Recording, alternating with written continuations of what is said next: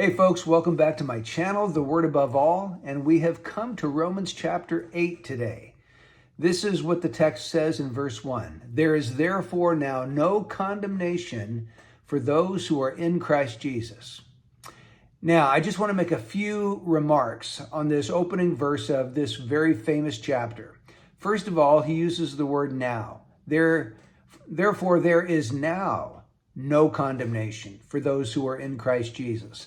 The word now in Romans 8:1 links us back to the word now in Romans 7 verse 6. This is what Paul says there.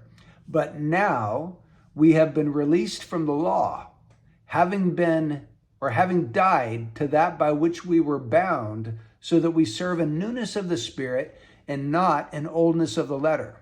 So the reason there is no condemnation now for those who are in Christ Jesus is because they have been released from the law when they were united to Christ.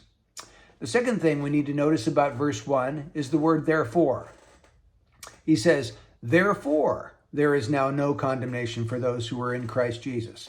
The therefore of Romans 8:1 takes us back to the argument of Romans 5 verses 12 to 21.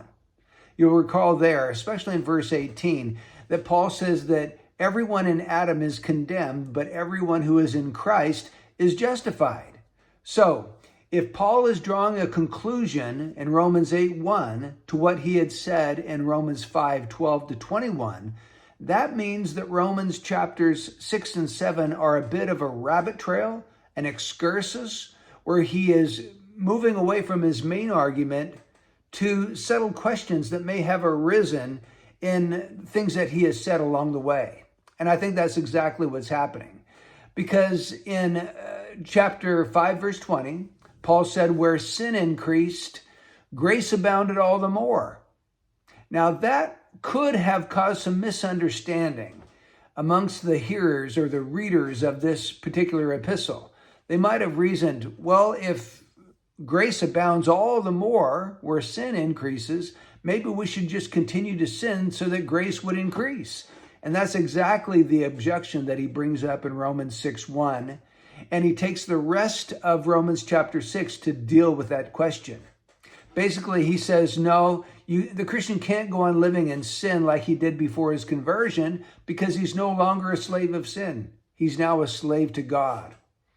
But however, he does make a statement in Romans 6:14 that he knows could cause confusion as well. In 6:14, he says that the Christian is not under law, he's under grace. So Paul writes chapter 7 of the book of Romans to help his readers understand what it means that they are not under law, but under grace. The Christian is not under law because he has died to the law and has been joined to Christ. And so Paul then goes on to show what life is like for the person who is not under grace, but rather who is under law. That person is still under the dominion of sin. Okay, so I hope you've seen Paul's flow of thought. Romans 5:12 to 21, Paul shows all men are condemned in Adam. Romans chapter 6, Paul shows why we can't continue to sin so that grace would increase. It's because we're not a slave of sin any longer. We've been delivered from that dominion, and now we are under the dominion of God. We are enslaved to God.